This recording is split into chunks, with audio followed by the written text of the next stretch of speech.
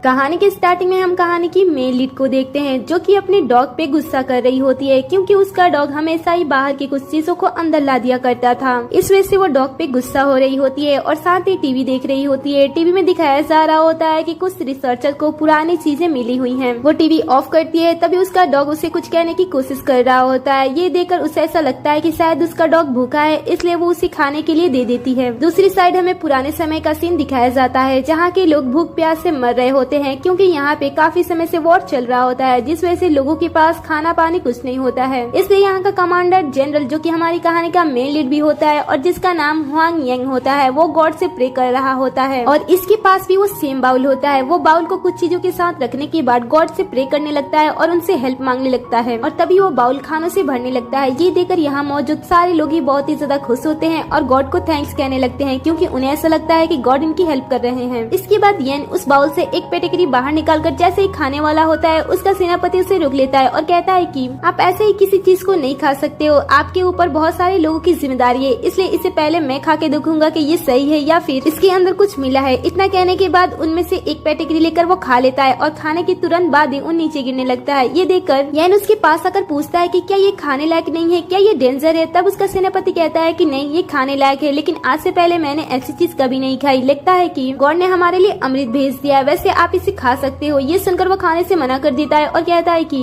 हमारे सैनिक और हमारे प्रजा बहुत ही ज्यादा भूखी है, इसलिए ये सारी चीजें उन लोगों में ले जाकर बांट दो। दूसरी तरफ हम सिया को देखते हैं, जो कि अपने डॉग को खाने के लिए उस बाउल के अंदर पेटिकरी के ऊपर पेटिकरी डाले जा रही होती है, लेकिन वो बाउल तो भर ही नहीं रहा होता है। इस तरीके से सिया 10 पैकेट इसमें डाल देती है, लेकिन वो बाउल तो भरता ही नहीं है। ये देखकर वो परेशान हो जाती है। दूसरी तरफ हम याओ को देखते हैं। यहाँ पे जितने भी लोग होते हैं वो उसे फिर से रिक्वेस्ट करते हैं कि अब इस बार वो पानी मांगे, लेकिन ये सुनकर वो मना कर देता है और कहता है कि अगर मैं तुरंत ऐसा करता हूँ तो गॉड को लगेगा कि हम बहुत ही ज्यादा लालची हैं। फिर जब वो अपने लोगों की हालत को देखता है तब वो प्रे करने के लिए बैठ जाता है। दूसरी तरफ हम सिया को देखते हैं, जो कि पेटिकरी डालकर उस बाउल के अंदर थक जाती है, इसलिए वो उस बाउल को भरने के लिए पानी का सहारा लेती है और टब के नीचे उसे रखकर चली जाती है और नल से पानी उस बाउल में जाने लगता है, जो कि टेलीपोर्ट होकर दूसरी साइड जा रहा होता है। यहाँ पे पानी मिलने की वजह से सारे लोग बहुत ही ज्यादा खुश हो जाते हैं। कुछ टाइम के बाद सेनापति याओ के पास आते हैं और प्रे ना करने के लिए कहते हैं, क्योंकि वो लंबे समय से इसी तरीके से प्रे कर रहा था। ये देखकर